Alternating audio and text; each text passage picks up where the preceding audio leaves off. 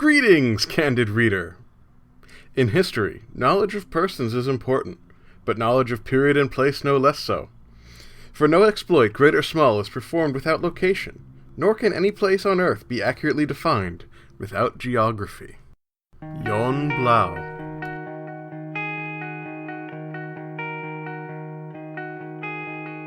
Everyone's right and no one is sorry. That's the start and the end of the story. From the sharks and the jets to the call in the morning.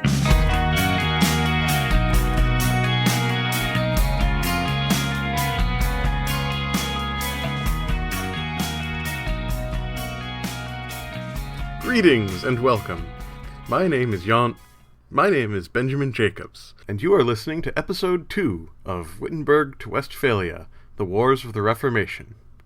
This episode, The Geography of Europe. Today's episode will in fact be the first part of a several-part episode on the geography of Europe.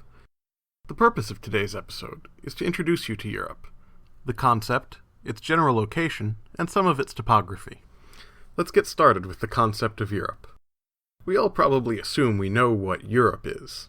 It's one of the 7 continents. I learned about it in school. It's bounded on most sides by ocean and on the east by the Ural Mountains. The problem is there's no real definition of continent. The common assumption is usually that continents somehow relate to tectonic plates. At least this was my assumption for many, many years. The confusion probably stems with the way we're taught about continents. I, for one, learned about continents at around the same time I was taught about tectonic plates, because they make such a great way to illustrate how South America split off from Africa. And it did, but of course the landmass continent that is South America is actually rather different from the tectonic plate that actually split off from Africa. From a scientific standpoint, you'll never see a tectonic plate. It's underground or underwater. A continent is the bit of ground that happens to ride on top of a tectonic plate, and the one bit of ground doesn't necessarily all ride on the same tectonic plate. As far as Europe goes, the continent that we call Europe is actually made up of a bewildering series of microplates, some of which are actively mobile and some of which are not.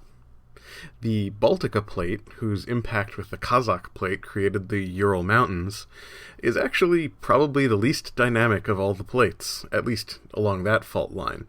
That impact happened before the dinosaurs evolved. At this point, most geologists talk about the Baltica plate being more or less fused to the Kazakh plate, meaning that there's very little dynamic movement going on along that fault line. On the other hand, the plates involved with the collisions that are pushing up the Alps, the Carpathians, and the Pyrenees are very much active.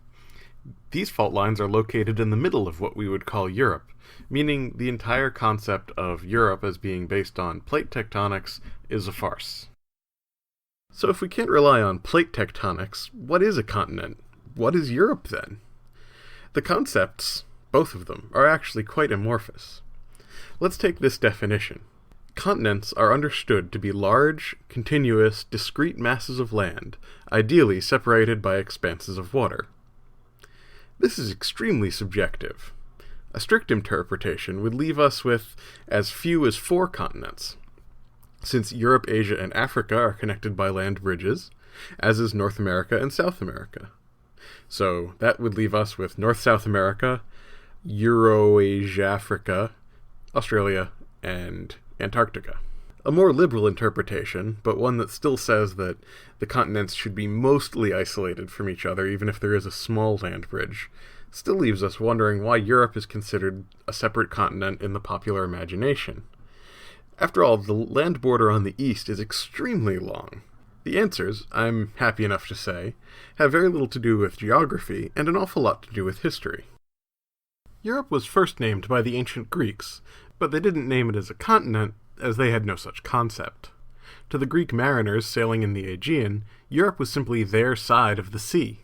Even if they knew the land masses eventually met, the knowledge was vague and not all that important to their daily lives. But of course, by the time the concept of a continent was created in the early modern period, there was already a cultural conception that Asia, Africa, and Europe were somehow distinct land masses, based on a rudimentary geography. Specifics were never really clear. In antiquity, for example, the division between Africa and Asia was often made at the Nile rather than at the Red Sea. The other factors that have led to the creation of the concept of Europe have basically built off this historical accident, especially given the place of the ancient Greeks within the development of the Western identity. After the Greeks, the next important piece of shared cultural history was the Roman Empire. Though clearly an important historical touchstone and source of European culture, the Roman Empire also included other areas that are not now part of Europe. For example, the Roman Empire was in North Africa, but that is not Europe. Probably the single most important explanatory factor in the creation of Europe is the Carolingian Empire of Charles the Great, or Charlemagne.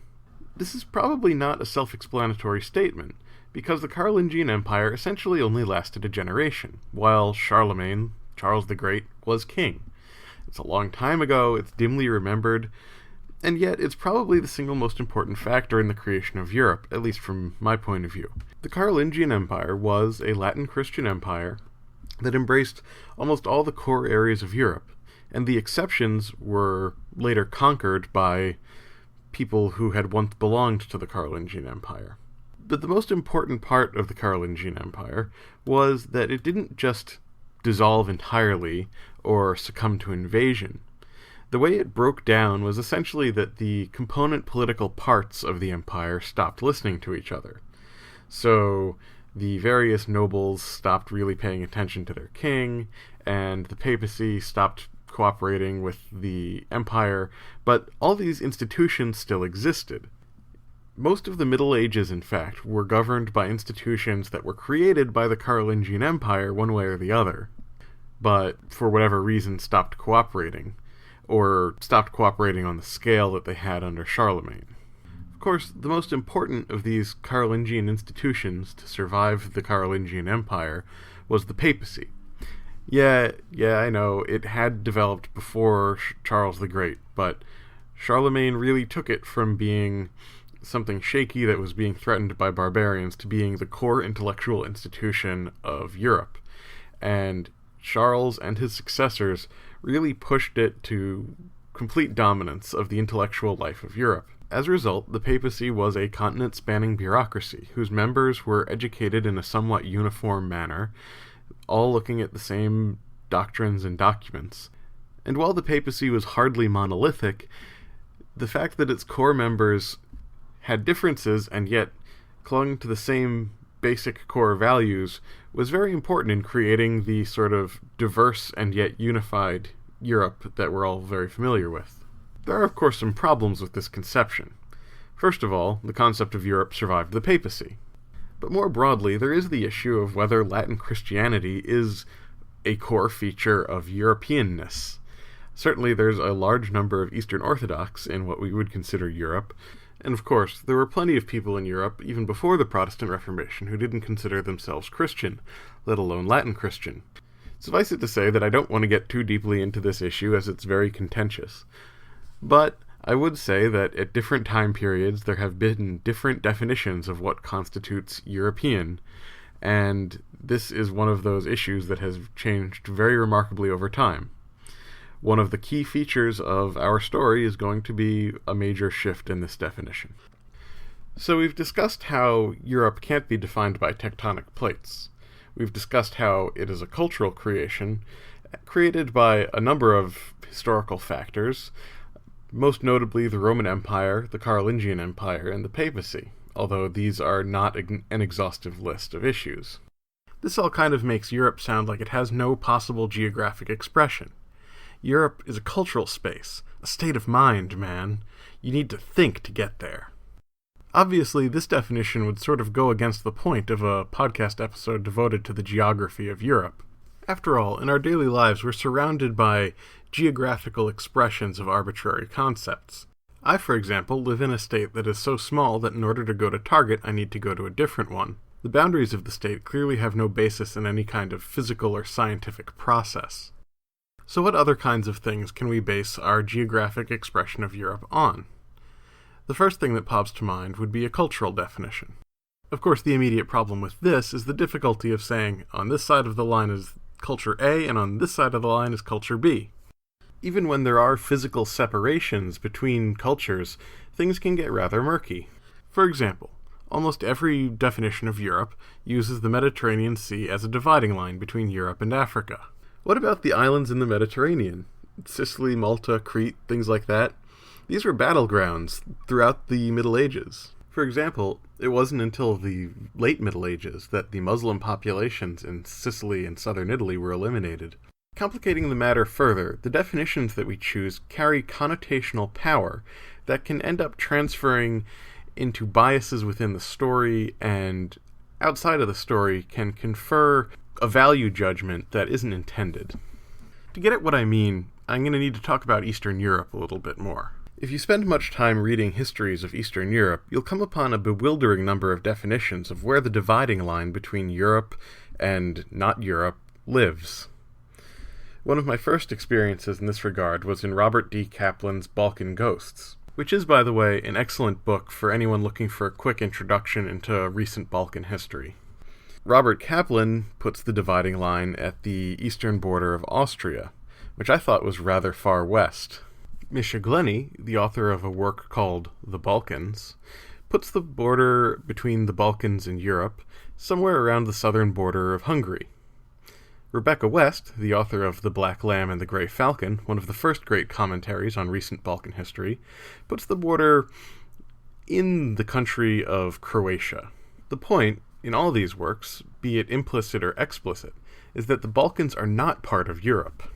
If we move past the issue of the Balkans and turn to other areas of Eastern Europe, we have the author Andrew Wilson, author of The Ukrainians, The Unexpected Nation, putting the boundary of Europe solidly in Kiev. In other times in history, we might put the border of Europe in the middle of Berlin, say, at the Berlin Wall, or anywhere else along the Iron Curtain. Certainly, in the first iterations of the European Union, then called the European Community, the nations of the communist bloc were not invited to the party. In almost all these definitions, the point is that Europe is being used sort of as a weapon. Europe, in this case, represents civilization, peace, and prosperity, whereas the thing on the other side of the border is not that. Be it the repression of communism or the chaos of genocidal Balkan carnage. If you're like me, you're a little bit uncomfortable with all this. I'd like to think that as a Western society, we've come a little bit further along from having civilization and excluding people from it. Now, it isn't the role of the historian to comment on current events. After all, the events are still current, still in flux, and it's not possible to really get at what happened quite yet. But I think current events show that these definitions still have power. The ongoing situation in Ukraine provides maybe a more close-to-home example of the continued power of the definition of Europe as opposed to the rest of the world in modern political contexts. Though as a historian, I like to look for underlying economic causes for events, I think it's fair to say that the protesters in Kiev weren't building statues to free trade zones or lack of tariff barriers. At the risk of getting into more controversial territory, I think it's fair to say that the support of the European community for the new Ukrainian regime against the interference of the Russians has not been entirely caused by their concern for the rights of small nations in a dangerous world. This is a very complicated situation, and I'm certainly not suggesting that cultural affinity is the sole cause of the motivations in this situation. However, I would suggest that it is a cause, and probably an important one. These issues are also not new. The time period we're going to be discussing saw the birth and rise to prominence of the polity that we now call Russia. Since its birth, one of the main existential questions facing the Russian polity has related to its relationship with the rest of Europe. This has led to an ongoing existential seesaw between extremes. In many ways, much of Russia's power is based on the fact that it has managed to progressively conquer the vast empty expanses of the steppes. On the other hand, the power centers of the country continue to cling to the European side of the Ural Mountains, and continue to be interested almost despite themselves in European politics. So, there's no geological boundaries that can be said to be scientifically accurate in determining Europe, because Europe is largely a cultural entity. But using culture alone as a definition of the boundaries is also extremely problematic. As a result, and in absence of anything better, I'm going to take the coward's way and go with the conventional definition. I'm going to define Europe as the peninsula protruding from the Eurasian landmass, defined in the north by the North Sea, but including the British Isles and attendant islands, on the west by the Atlantic, and on the south by the Mediterranean, but including the majority of the Mediterranean islands. On the east, I am going to define the boundary as the Ural Mountains and the Ural River. Now, there is a high likelihood that I have just infuriated quite a number of you. I just spent 15 minutes talking about everything from plate tectonics to the politics of modern Ukraine, and all that I've achieved is going back to the original definition that I rejected in the first place. To you folks, I do apologize, but please, put down the pitchfork and hear me out. I hope that if you've really engaged with this conversation, you've come to know and understand what it is that this definition represents. It's nothing more and nothing less than the area in which we're defining the events to take place, the main focus of action for this story. It's certainly not a hard geological definition, and it's certainly not any kind of representation of area of cultural superiority. It's just our area of focus, a region of loose cultural affinity wherein people of similar values happen to have spent a lot of time killing each other. If that's not quite enough to make you extinguish your torches, then let me assure you that the idea that the concept of the continent was invented during the early modern period, and that the concept of Europe as a whole underwent substantial evolution during the early modern period, will be on the test, and they will come up again later. So now that we've defined the outer limits of the thing that we call Europe, we can start talking about the inner spaces. After all, that's kind of the point of this discussion, defining how the inner spaces of Europe relate to one another so that we have an arena that we understand in which to tell our story. Let's start with a relatively high-level sketch of the topography of the continent. As I've previously mentioned, Europe is made of a relatively large number of microplates, tiny tectonic features that have been jammed together to form the landmass of Europe. This grouping of microplates can be divided roughly into two groups, the relatively flat northern Europe and the relatively mountainous highlanded portion of southern Europe. The relatively flat northern portion of Europe is actually made up of a relatively small number of relatively large microplates. Southern Europe is made up of a relatively large number of relatively small microplates, which are in the process of being impacted by the plate of Africa. One way you can think of this is as a bunch of pebbles being caught between two cinder blocks. The result has been that the relatively small features in southern Europe have been driven up into massive mountain ranges, while the relatively large features in northern Europe have acted more like an anvil and have been relatively unaffected by the oncoming rush of Africa. As a result, these two broad regions of Europe present real marked contrasts in terms of their geography and topography. While southern Europe is a wild tangle of rough mountain ranges, separated by shallow, warm seas, northern Europe turns into a gently sloping plain that, from these highlands in the south, slopes gently away north until it gently meets the sea and then just gently keeps going. This north-south contrast is something of an oversimplification. As I've said, there are several microcontinents even in northern Europe, which themselves have topography in between them, but this north-south split will get us far, and in order to get into any more detail, we're going to need to start getting into specifics. Those specifics are unfortunately going to have to wait 2 weeks till our next episode. I promise this time that it will be 2 weeks. I am still getting the hang of this, and I ended up recording basically 2 or 3 times as much as I needed for this episode.